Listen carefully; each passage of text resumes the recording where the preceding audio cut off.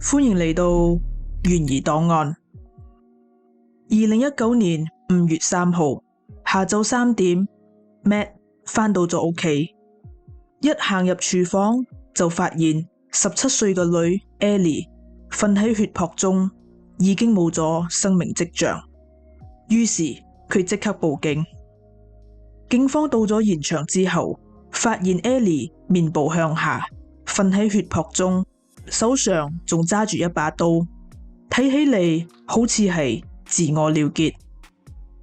法醫之後證實 Ellie 嘅頸部有勒痕，身中13刀死亡，死亡時間應該係4個鐘頭之前。2002年2月6號出世嘅 Ellie 同爸爸 Matt、媽媽 Carol 同埋哥哥 Ben 一齊住喺英國一個叫 Wiltshire 嘅地方。Ellie 同屋企人嘅關係好親密，佢好鍾意騎馬，並夢想要成為一位騎警。媽媽 Carol 平時都會抽時間載佢去到馬場騎馬。Ellie 係當地一間中學嘅中六生，佢性格外向、熱情，喺學校入面好受歡迎，亦都因為咁而識到好多朋友。佢嘅朋友都覺得 Ellie 係一位友善嘅人。警方整理咗 Ellie 喺案發當日嘅行程時間線。當日早晨， Ellie 起身之後就食咗麥皮做早餐。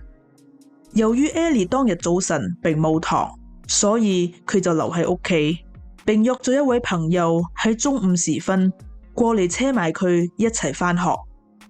之後 Ellie 改變咗主意，佢 send 咗一封短信俾嗰位朋友，話俾佢知佢決定留喺屋企，所以唔使嚟載佢啦。直到下晝3點 Ellie 嘅遺體先至俾爸爸發現。Ellie 嘅媽媽 Carol 同警方講， Ellie 最近啱啱同男朋友分咗手，佢嘅前男友叫 Thomas， 係 Ellie 嘅同學，佢好擅長運動，特別鍾意打橄欖球。2019年1月 Thomas 開始約 Ellie 出街， Ellie 當時好興奮，因為佢對 Thomas 亦都有少少感覺。喺正式拍拖之前，佢哋一直維持住曖昧嘅關係。不過佢哋嘅戀情並冇維持好長嘅時間。Ellie 覺得佢喺呢個時候應該更加專注喺自己嘅學業，所以佢同 Thomas 嘅關係就無疾而終啦。2019年5月 Ellie 正式同 Thomas 提出分手。喺分手之後， Ellie 同幾位朋友講， Thomas 依然不斷咁纏住佢，令佢感到好窒息。Ellie 亦都同朋友提到，佢覺得佢對於分手嘅事處理得並唔好。警方聽咗之後，懷疑 Ellie 可能死於謀殺。呢個時候，鄰居同警方講，佢喺案發當日曾經見到一位身形瘦小嘅年輕男子喺 Ellie 嘅屋企出現過。警方馬上將 Thomas 列為嫌疑犯，並聯絡咗 Ellie 同 Thomas 嘅朋友，詢問佢哋關於佢哋兩個人嘅關係。佢哋嘅朋友都表示 Thomas 喺分手之後表現得非常沮喪，仲不斷話俾朋友知自己想要自殘。Ellie 嘅朋友亦都向警方提到 Thomas 喺案發當日曾經 send 過短信俾佢哋。Thomas 話佢好大壓力，佢唔知道要點樣應對。佢亦都 send 咗一張頸部有爪痕嘅相俾佢哋，話呢個係佢自殘嘅爪痕。Ellie 嘅朋友亦都表示，如果有需要 Thomas 可以揾佢哋傾訴。當警方上門揾 Thomas 嗰陣，佢哋發現佢條頸有爪痕，而且佢嘅表現有啲奇怪。加上 Thomas 完全符合鄰居所描述嘅特徵，於是警方就將 Thomas 帶返警局扣留啦。喺審訊室， Thomas 即刻關心咗 Ellie 嘅情況。當警方問起 Thomas 案發當日嘅行蹤嗰陣，佢表示佢成日都喺屋企溫習。佢話當日早晨，佢嘅媽媽車佢返學，落車之後佢覺得有啲唔舒服，所以就即刻搭巴士返屋企啦。閉路電視亦都證實咗佢真係有上到架巴士。佢嘅媽媽喺10:45左右返到屋企，佢為咗唔俾媽媽發現佢喺屋企，所以佢就匿喺衫櫃入面。Thomas 堅稱佢對於 Ellie 嘅死亡一無所知。佢話當佢嘅媽媽離開之後，佢同佢嘅鄰居提過佢好大壓力，並且仲開始自殺。佢嘅鄰居亦都記得曾經見到 Thomas 條頸有爪痕。之後 Thomas 叫鄰居車佢去學校。到咗學校之後，佢直接去咗醫療室，同護士講佢自殘嘅事。校方之後聯絡咗佢嘅媽媽，跟住佢嘅媽媽就嚟到學校將 Thomas 接返屋企啦。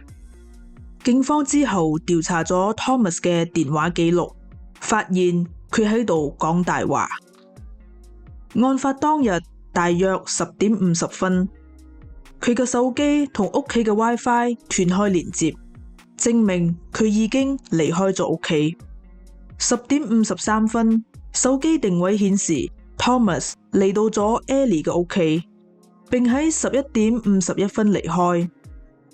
冇幾耐之後，佢部手機又連接咗屋企嘅 WiFi，證明佢已經返到咗屋企。一架巴士嘅車 cam 亦都喺路上影到咗 Thomas 嘅銀色私家車，證明咗佢喺返屋企大約18分鐘之後又離開咗屋企。警方喺距離 Thomas 屋企大約9分鐘嘅樹林入面，發現咗一個黑色垃圾袋，入面有染血嘅布同埋餐巾。另外，警方亦都喺 Thomas 嘅屋企發現咗一對染血嘅網球鞋，並喺洗衣機入面發現咗染血嘅衣物。經過比對之後，證實血跡係屬於 Ellie 嘅。警方即刻就以謀殺罪名逮捕咗 Thomas。警方推斷，案發當日 Thomas 去到 Ellie 嘅屋企，打算挽回呢段感情。之後佢哋發生咗爭執， Thomas 用手捏住 Ellie 條頸， Ellie 不斷反抗，抓傷咗 Thomas 條頸。跟住 Thomas 就拎起咗廚房把刀，拮咗佢13刀。之後 Thomas 用咗1個鐘頭嚟嘗試清理現場。佢用布同餐巾清理血跡，並將佢哋放入咗黑色嘅垃圾袋拎出去抌。佢喺星盤度清洗佢嘅網球鞋，之後再將把刀放喺 Ellie 嘅手上，偽裝成自殺現場。大約11:45 ，Thomas 用 Ellie 嘅指紋解鎖手機，send 咗一封短信俾 Ellie 嘅朋友，同佢講唔使嚟載佢返學啦。返到屋企之後， Thomas 換咗衫，並將染血嘅衣物放咗入洗衣機度洗，跟住就將嗰個黑色嘅垃圾袋抌咗喺樹林入面，之後再叫鄰居車佢返學校。2019年8月，Thomas 承認咗控罪，不過就講咗一個全新嘅故事版本。佢話案發當日，佢揸車去到 Ellie 嘅屋企，打算一齊溫書。之後佢哋發生咗爭執，佢只係記得佢捏住 Ellie 條頸，之後所發生嘅事佢已經唔記得啦。好明顯 Thomas 嘅新故事版本根本就唔可信。佢做咗咁多嘢嚟掩飾罪行，仲將現場偽裝成自殺現場。雖然 Thomas 嘅動機唔明確，不過警方相信 Thomas 係因為冇辦法接受 Ellie 同佢分手，所以先會因愛成恨，狠下毒手。2019年11月，Thomas 上庭受審。法庭考慮到 Thomas 犯案嗰陣仲未年滿18歲，所以批准佢以未成年人嘅身份受審。Thomas 承認咗控罪，仲寫咗一封道歉信，向 Ellie 嘅屋企人道歉。